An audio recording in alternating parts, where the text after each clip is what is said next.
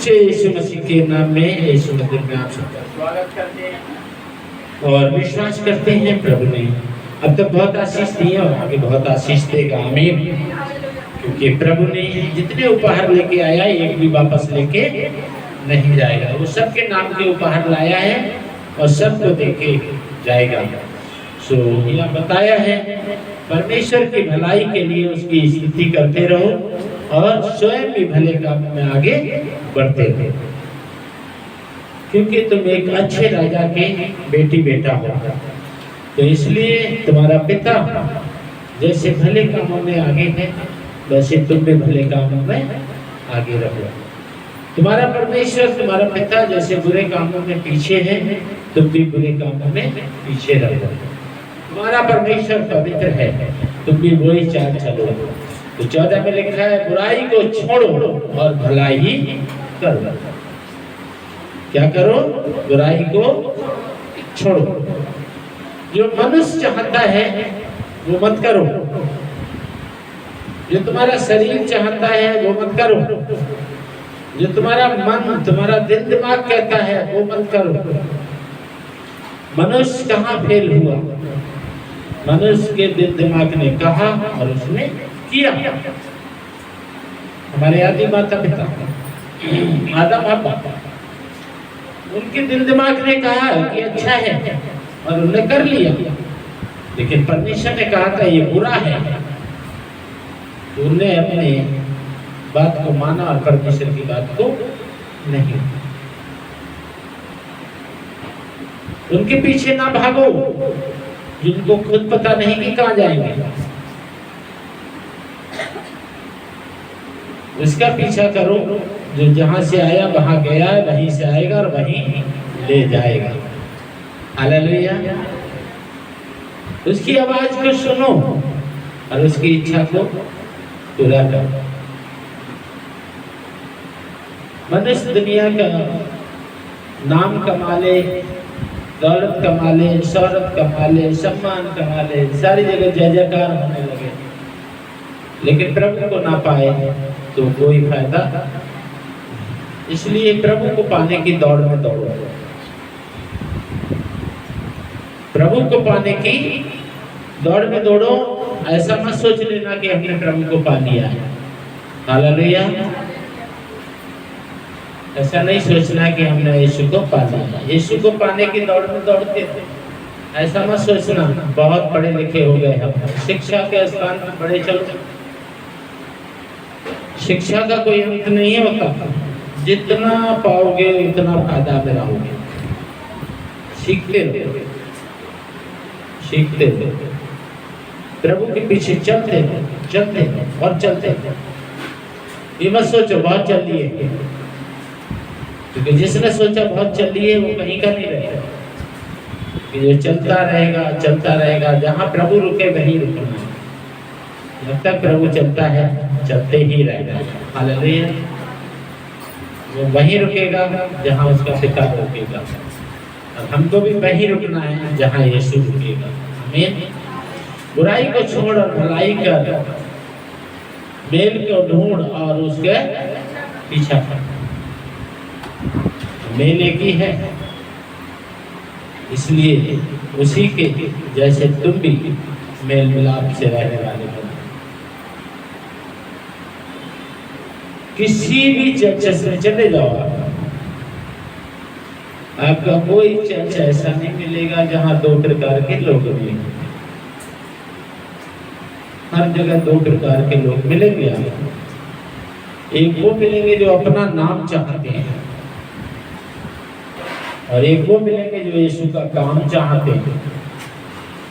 अपने नाम वाले अपना नाम कमा के उसका प्रतिफल यहीं पालेंगे, लेकिन यीशु को पाने वाले यहाँ भी पाएंगे और वहाँ भी पाएंगे। इसलिए अपना नाम कमाने वाले नहीं, यीशु को पाने वाले बने। हर एक चर्चों में दो प्रकार के लोग बनते हैं, चुने हुए और बुलाए हुए। दूसरी भाषा में कहते हैं कुछ ऐसे हैं जो प्रभु की महिमा करते हैं, कुछ अपनी महिमा के लिए बढ़ते हैं। कुछ ऐसे हैं कि अपने आप में बढ़ना चाहते हैं कि लोग मुझे जाने। कुछ ऐसे होते हैं कि लोग मेरे यीशु को जाने।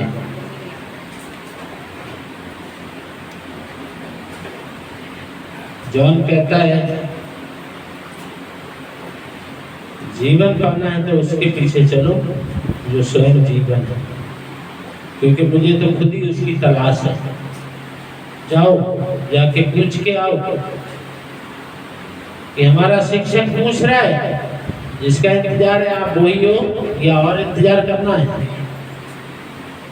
अब यीशु ने जवाब दिया, अपने शिक्षक को बोल दो जाकर।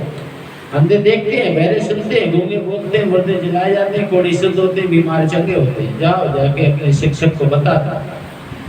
वापस से आए, उन्होंने कहा कि वो तो ऐसे ऐसे बोले। जो उन्होंने कहा मुझे भी उनके पीछे भागने की जरूरत है, तुम भी उन्हीं के पीछे भागो।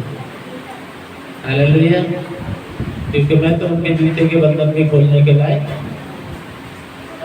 तो जो यीशु को पाने की दौड़ में दौड़ते हैं वो धन्य हैं, और जो अपने आप को चमकाने के लिए अगर भागते हैं तो बाइबल कहती है हाय। इसलिए अपने आप को नहीं चमकाना है, अपने जीवन से यीशु को चमकाना है। मुझे कोई जाने या ना जाने, मेरे यीशु को जाना। हालेलुया।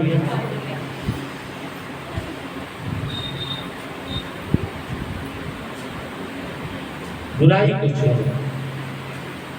बाइबल में लिखे वचन के अनुसार अगर हम बात नहीं मानते हैं तो बुराई की ओर जा रहे हैं। परमेश्वर ने अगर हमारे ऊपर कोई पाशन नियुक्त किया है, लेकिन मैं चाहे ये करूं, मैं चाहे वो करूं, मैं चाहे जो करूं, मेरी मर्जी, बाइबल के खिलाफ जा रहे हो।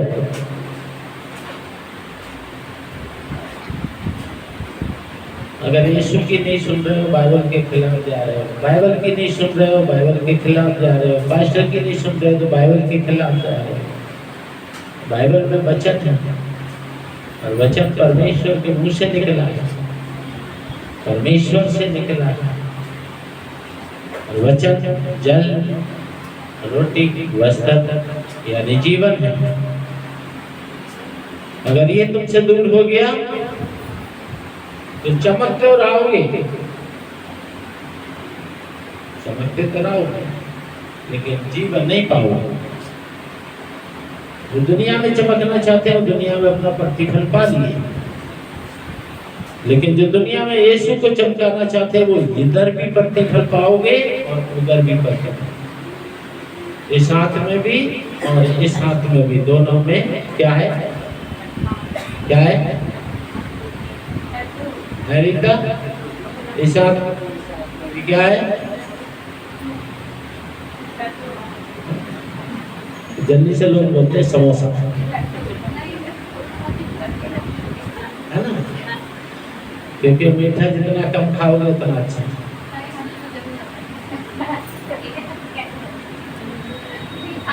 तो भैया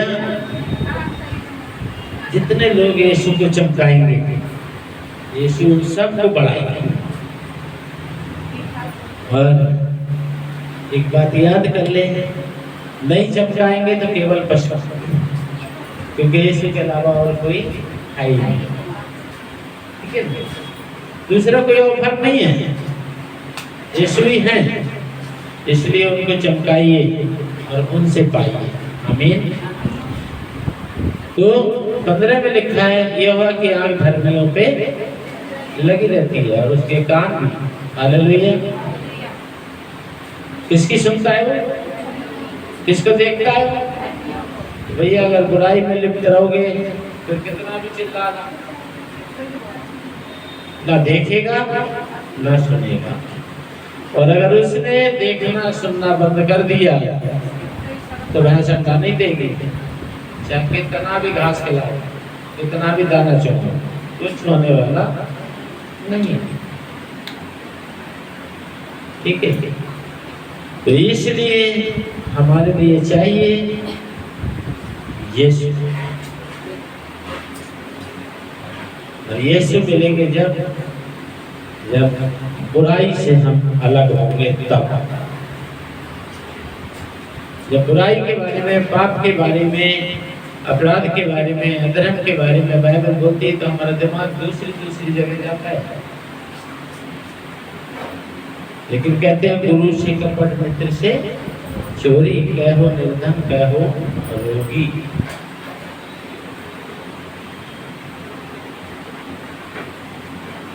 बाइबल के खिलाफ, यीशु के खिलाफ या उसने नियुक्त किए शिक्षक के खिलाफ जब हम जाते हैं तो ये पाप है।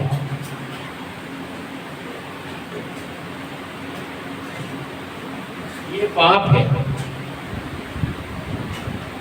क्योंकि प्रभु कहता है, प्रभु ने नियुक्त किया है। पतरस से कहा, क्या पतरस तू मुझको प्यार करता है? कहता है हाँ प्रभु। फिर पूछता है पतरस क्या तू मुझे प्यार करता है? फिर वो कहता है हाँ प्रभु। फिर वो कहता है क्या तू मुझको प्यार करता है? कहता है प्रभु तू जानता है। कहता है फिर मेरी बहनों को चला। प्रभु ने अगर भेड़ों को चरवा करके नियुक्त किया है और चरवा की आधीनता में जो भेड़ नहीं चलती है तो भेड़ की खाल में भेड़िया इंतजार करता है। या तो बुरी शिक्षा के शिकार हो जाते हैं फिर वो भेड़े, या किसी बुरे शिक्षक के शिकार हो जाते हैं फिर वो भेड़े, और या भरमाने भटकाने वालों के शिकार हो जाते हैं, और या फिर वो ऐसे गुमराह हो जाते हैं जो फिर कहेंगे। आपने स्कूल की कहानी तो सुनी होगी, खरगोश की और कछुआ की। जो खरगोश के जैसे भागते हैं वो फिर कहीं के नहीं रहते, वो जिंदगी भर भागते ही रहते हैं और आखिर में क्या हो जाता है, थक जाते हैं और बोझ से, और विश्राम उसके अलावा कोई देने वाला है नहीं और वो देगा नहीं। कहेगा तू भागता रहा, तूने मेरी कहा समझी, तूने अपनी मनमानी कर, चाहे तो घर में हो माँ बाप के साथ, चाहे स्कूल में हो, चाहे कलिसिया में हो, जो अपनी मर्जी से चलता है वो सफलता की ओर नहीं जाता। उसे लग रहा है कि मैं सफलता की ओर जा रहा हूँ, लेकिन वो बहुत बड़ी मुसीबत की ओर जा रहा है।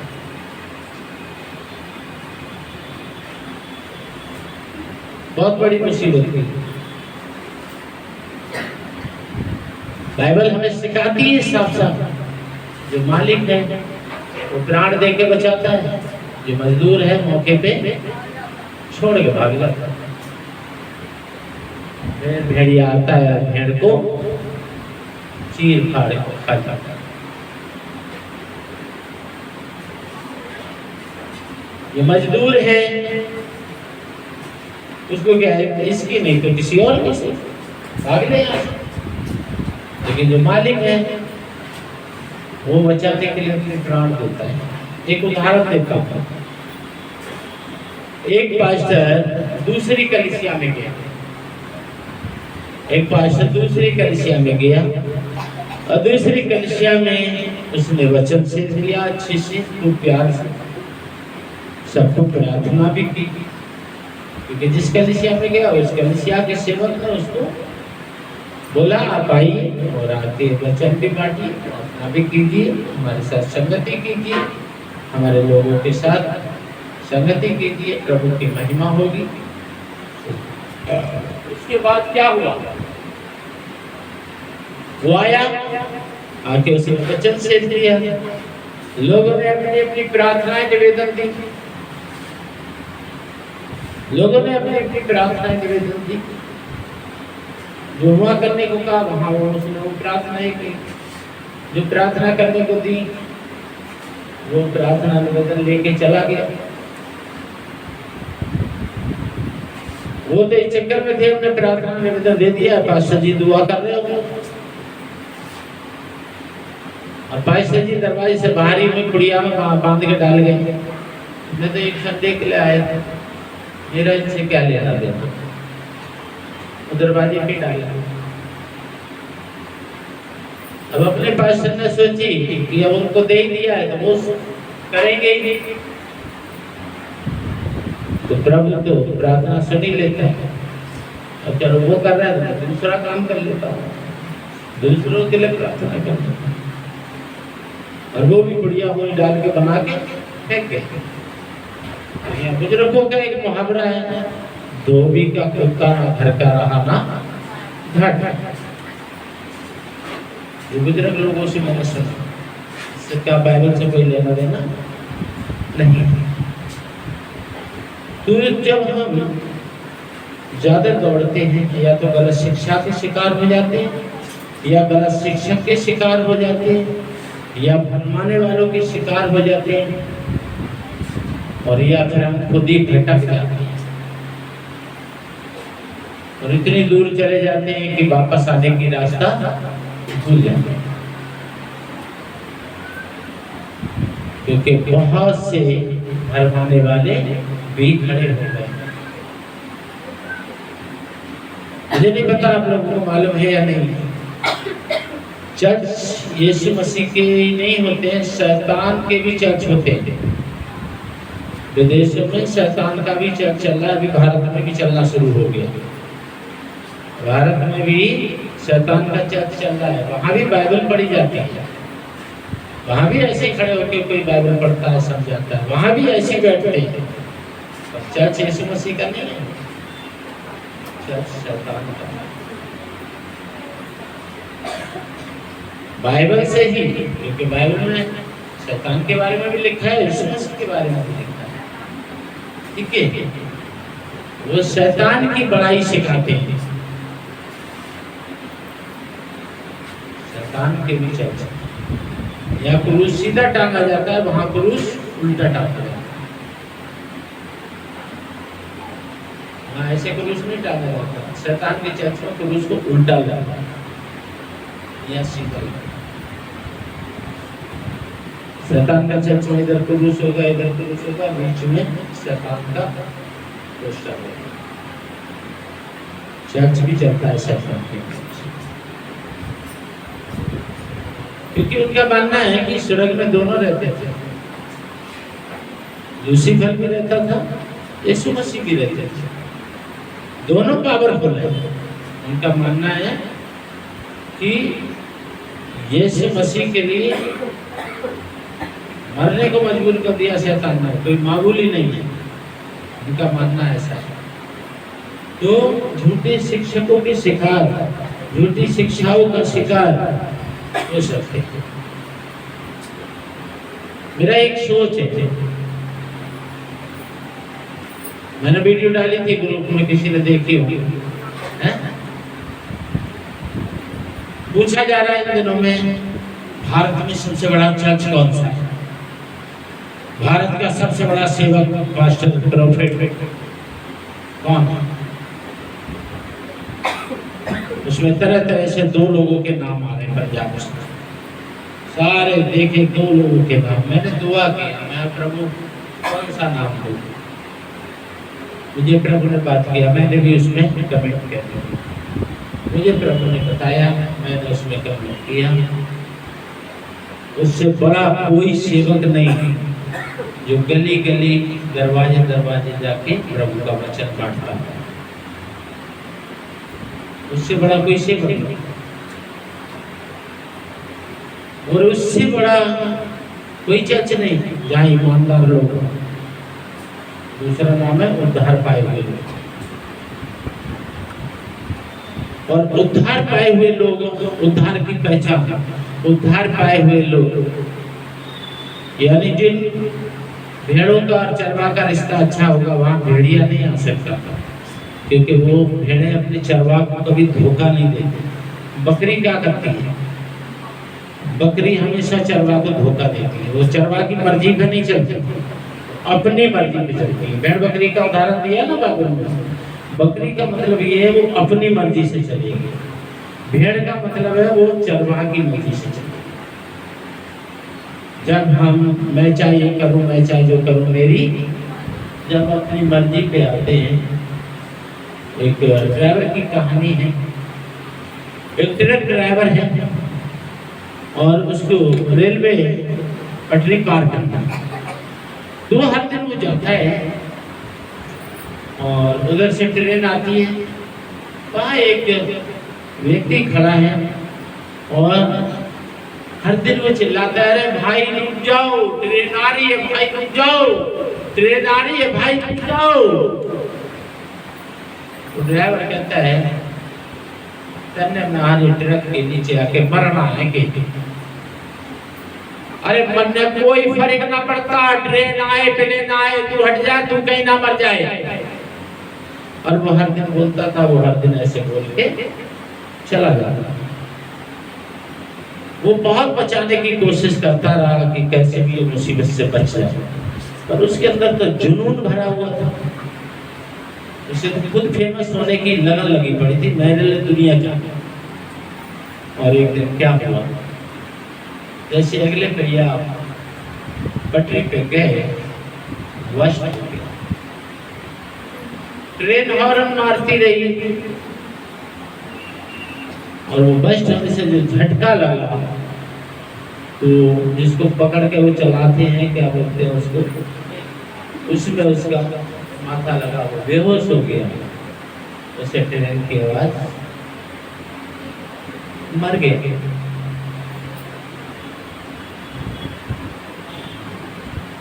शिक्षक की शिक्षा ना मानना पाप है और पाप की मजदूरी मृत्यु, मर गया। और फिर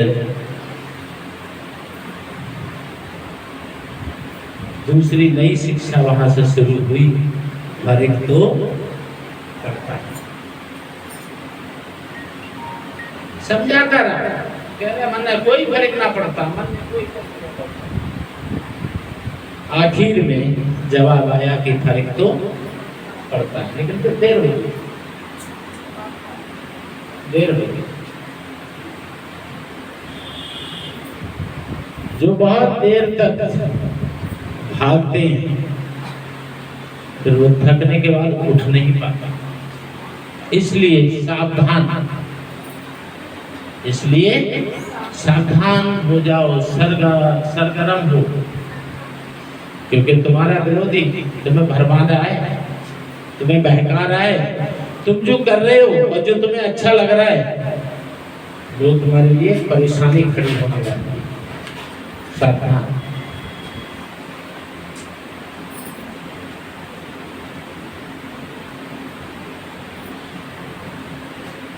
जब मुर्गी के साथ बच्चे चुनते हैं, शिकारी को देख के वो अपने पंख फैलाती है, आवाज देती है, अपनी भाषा में बोलती है। जितने समझ के आ जाते हैं वो सब के सब बच जाते हैं, लेकिन जो नहीं समझता, पंखों के नीचे नहीं आता, शिकारी आता है और उसको उठा के ले जाता है।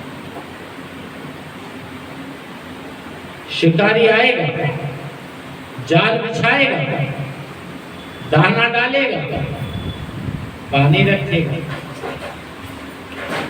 भाग जाना यानी उड़ जाना, पर वहां ना जाना, तो जाल में फंसाना चाहता है।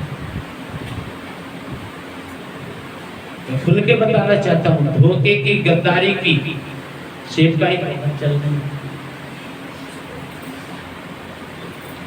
आज प्रभु का काम करने वाले कम हैं,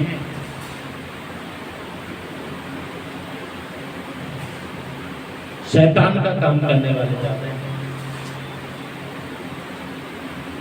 मैंने उस समय कमेंट किया और भी लिखा, मैं क्या अच्छा परमेश्वर का अच्छा सेवक हो और परमेश्वर की अच्छी कलीसिया वो जो दूसरे के चर्चों के लोगों को बुला के इकट्ठा ना करता। 25 साल हो गए हमने जब कभी बीबीएस किया तो किसी चर्चों से बच्चे इकट्ठे नहीं करे आज तक,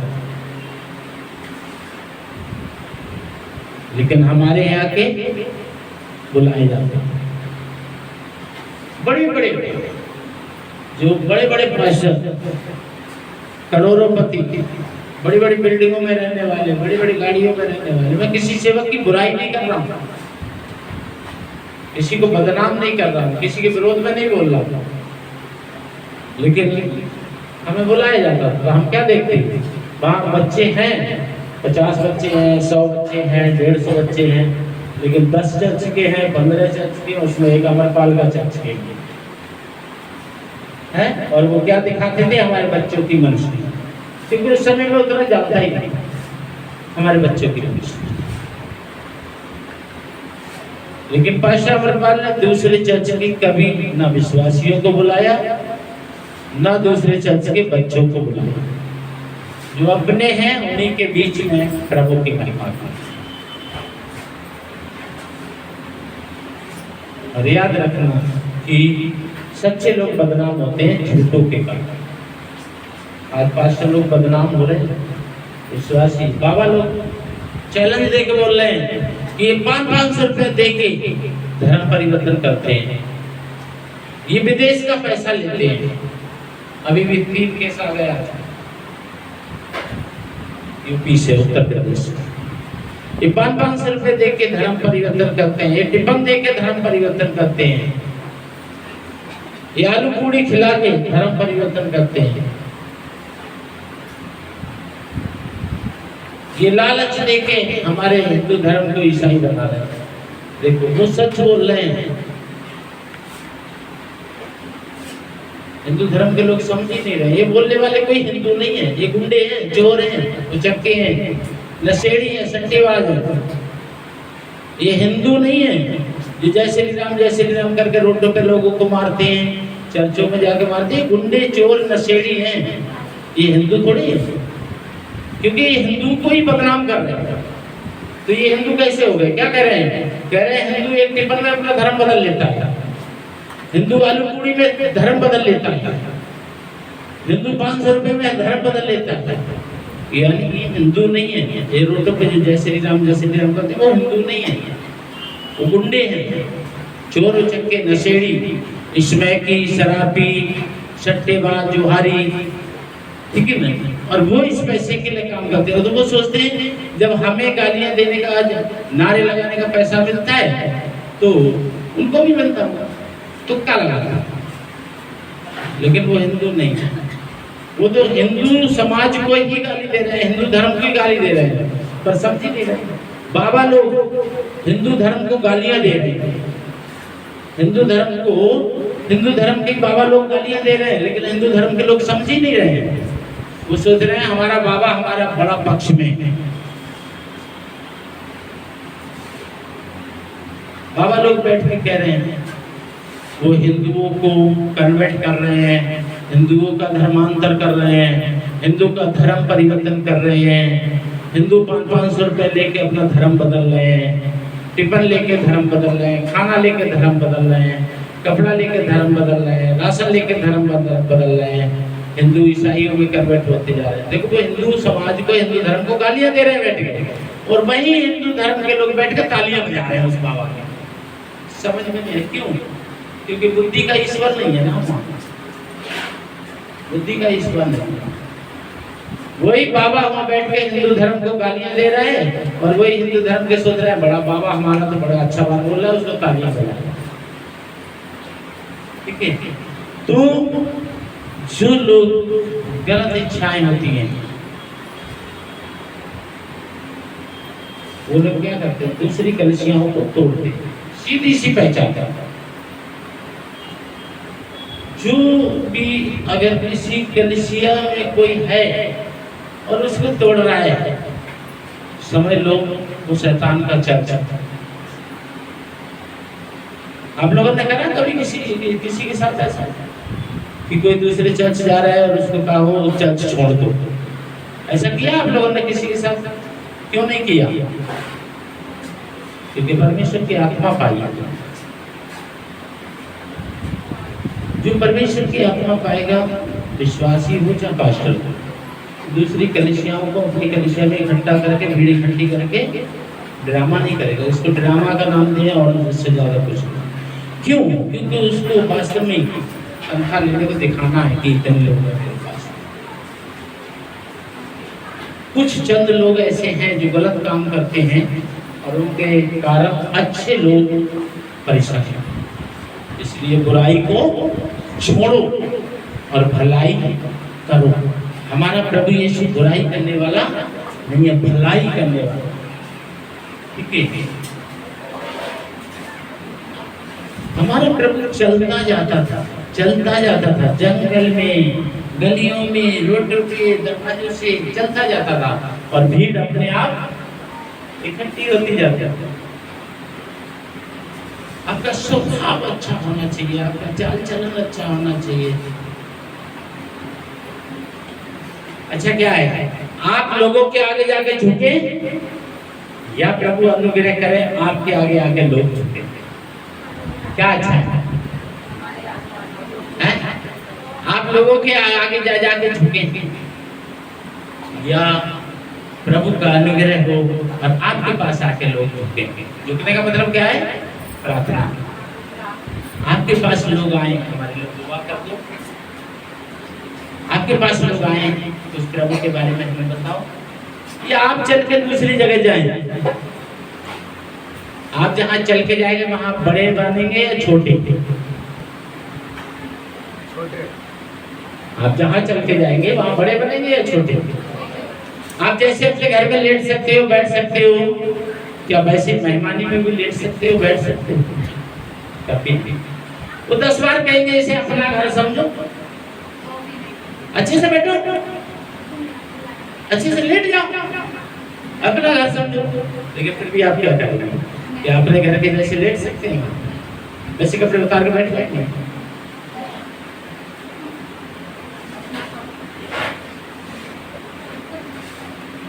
हम अपने घर में कपड़े चेंज करके दूसरे कपड़े पहन के जैसे मर्जी आए वैसे बैठ के खाना खाते हैं। क्या दूसरे मेहमान में जाके खा लिया वैसे?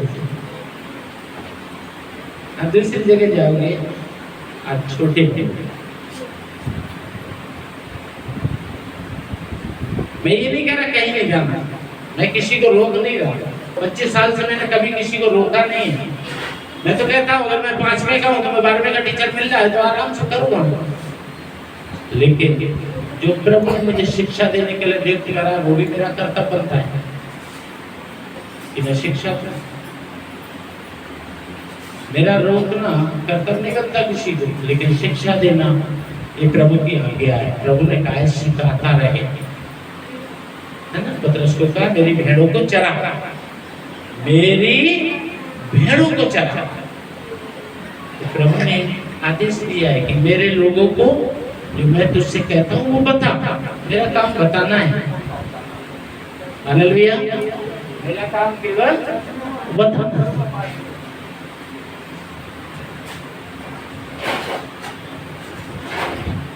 अगर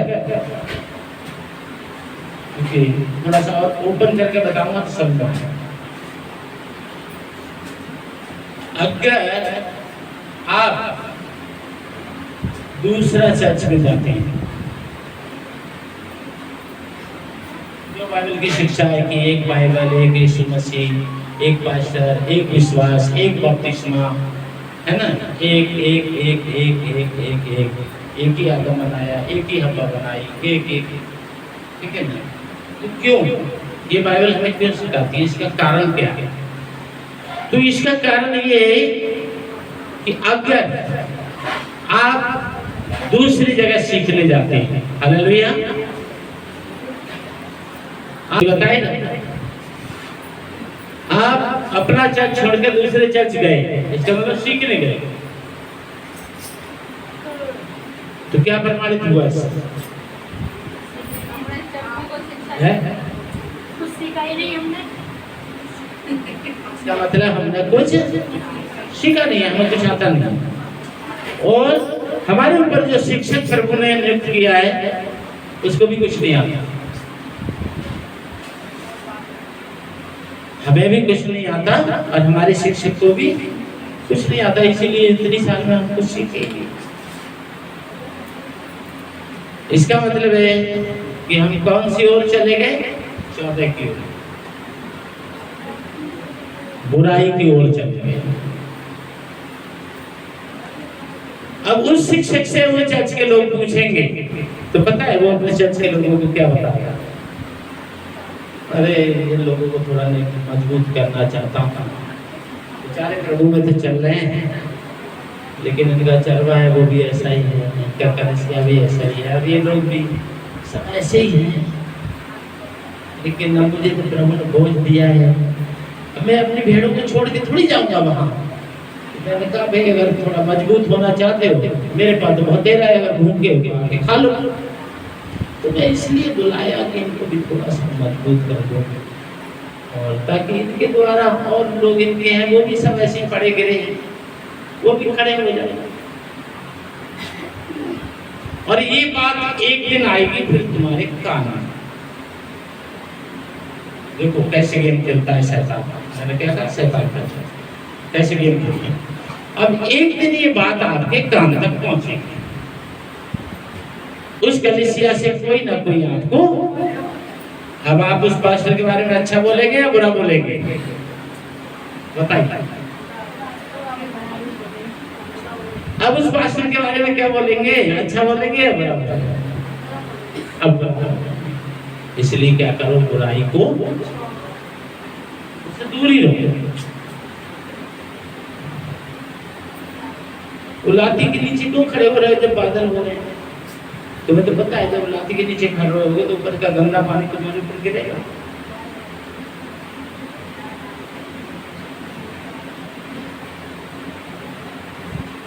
प्रभु कहता है बुद्धि की घटी है मुझसे मांगो, फलों की घटी है मुझसे मांगो, वरदानों की घटी है मुझसे मांगो, ताकत की कमी है मुझसे मांगो, धन की कमी है मुझसे मांगो, जिस चीज की कमी है मुझसे मांगो। किसके पास है? पास्टरों के पास या यीशु मसीह के पास? यीशु मसीह के पास है। हालेलुया, यीशु मसीह के पास है ना। ना चर्चों में कुछ है, ना पास्टरों में कुछ है, सब तो सनातन के परमेश्वर यहोवा के इकलौते पुत्र हमारे उद्धारकर्ता यीशु में सब कुछ है। हमें सब कुछ उसी में है। तो हमारे लिए उसकी महिमा में आगे बढ़ने की जरूरत है। 16 में लिखा है यहोवा बुराई करने वालों के बेमुख रहता है। बुराई को छोड़ो, क्योंकि बुराई करने वालों से दूर रहता है। और जिस दिन यीशु दूर हो गया, यानी बाइक चला रहे हो और उसकी हवा खुश हो गई, तो क्या होगा?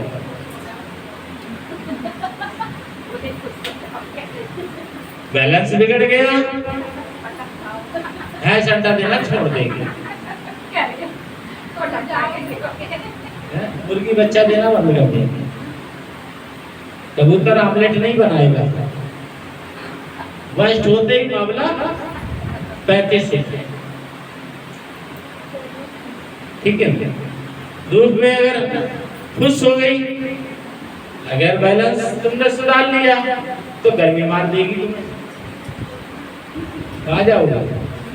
अभी तक तो वो तुम्हें ले जा रही है, वो तो तुम्हें आसानी से ले आएगी, लेकिन अब जब तुम उसको लेके चलोगे ना तो बड़ी मुश्किल पड़ेगी। हालेलुया। मैं कभी, आप लोगों को पता है, मैं कभी कहानी वाली गवाही नहीं देता, रियल गवाही देता हूँ जिससे मैं गुजर चुका हूँ। मुझे भरमाने वालों ने, भड़काने वालों ने, गलत शिक्षकों ने गलत शिक्षाओं में लाने के लिए बहुत कोशिश की, हुआ दिखाने के लिए अपने चर्च में बुलाते थे और बड़ी तारीफ करते थे, ठीक है ना। अकेले क्या कमाल हुआ आज आपकी गवाही से, आज हमारे लोग कह रहे हैं ऐसी गवाही। अरे लोग कह रहे थे, वो हमसे क्यों नहीं कह रहे? तेरे से अकेले में क्यों कह रहे हैं? हमें पेड़ पे चढ़ा के भेज दिए, हमारी गवाही बेच दी। बेच दी मतलब उनके आगे हमें नीचा कर दिया। नीचा पढ़ा लिखा नहीं है, पढ़ा ऐसे पढ़ा था, वो जुगिन का है, मरने वाला था, हमने बड़ी दुआई करी इसको, हमारे यीशु मसीह ने बचा दिया। बेचारा एक हफ्ते से फोन कर रहा था, पास्टर जी कभी मुझे भी बुला लो, गवाही नहीं देखने। चलो बुला ही लेते। ये झोपड़ी पर पढ़ा लिखा डूबा रहता है, ऐसा नाली में पड़ा रहता था, दारू पी। बड़ी दुआएं करी हमने इसके लिए, बच गया। लेकिन अच्छा है, फिर भी लोगों को घेरे बटोरे रहता है। जाता हूँ मैं बीच बीच में, मजबूत कर आता हूँ इसको भी, इसकी घेर, लेकिन है बेचारा मन का बड़ा अच्छा है, सुधर। हाँ ये आता कुछ नहीं है, पर लोगों को घेरे बटोरे रहते हैं। बाद में उन्हीं लोगों के द्वारा हमारे पास जी आपको ऐसे से बोलते थे, ये बात सच है, ऐसे ऐसे बोलता था। अब मैं बताऊंगा उसको, शैतान ये तो चाहता है, वो तुम्हें भरवाना चाहता है कि तुम भी उसके जैसे हो जाओ, लेकिन नहीं, क्या करो, बुराई से दूर रहो, क्योंकि बुराई करने वालों से यीशु दूर बचाने आया, वो पापियों को बचाने आया, इसमें कोई झूठ नहीं है। लेकिन जो पाप करने वालों के लिए नहीं आया, पापियों के लिए बचाने आया, यानी पाप छोड़ने वालों के लिए। जो पाप छोड़ना चाहते हैं उनके लिए आया, जो पाप छोड़ना नहीं चाहते उनके लिए सावधान। ये तो सब जानते हैं ना, इतनी रहन तो हर किसी को पता है, कहीं भी मिल जाती है, सावधान, कहीं ना मिले तो लाल बत्ती बत्ती, सीधा सावधान।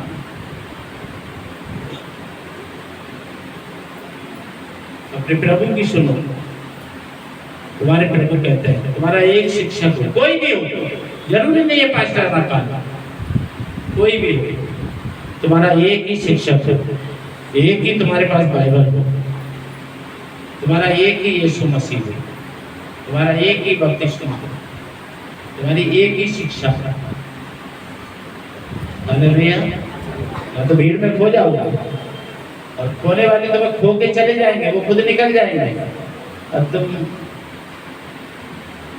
ऐसे फंस जाओगे जैसे गर्मी के महीना में ईख के खेत में फंस गए। गर्मी में एक खेत में, हमें अच्छे से याद है, हमारे गांव में जब हम बचपन के थे, छोटे थे, तो चोर को पकड़ने के लिए पकड़ो पकड़ो पकड़ो, चोर आगे आगे, गांव के लोग पीछे पीछे, चोर ने जान बचाने को ईख में घुस गया। अब जब ईख में घुस गया, चारों तरफ से ईख घेर ली, गर्मी पड़ रही, अब जिधर पत्ता है, अरे इधर इधर इधर, चलो चलो इधर चलो, आग लगा दो इधर। बेचारा डर के मारे तरफ को भागी करेगी, आग लगा रहे हो। वो सोच रहा है कि मेरी से पत्ता हिल रहे हैं, लोग पकड़ने के लिए तो क्या मार रहे थे। आखिर में खुद ही आ गया, कहता है मत ढूंढो जी, मैं खुद आ रहा हूँ बाहर। जब आया चाकू क्या काटेंगे, जो गन्ने के पत्तों ने उसको काटा, ठीक है, सारे मुंह चिर गया, हाथ पैर, पैरों में चप्पल तो पहले नहीं थी। चोर ऐसा था, पता नहीं कब से नहीं नहाया था, रंग का भी वैसे भी उल्टा तवा था, तो उसमें ये भी नहीं पता चल रहा कि इसके ऊपर मैल कितना है ना।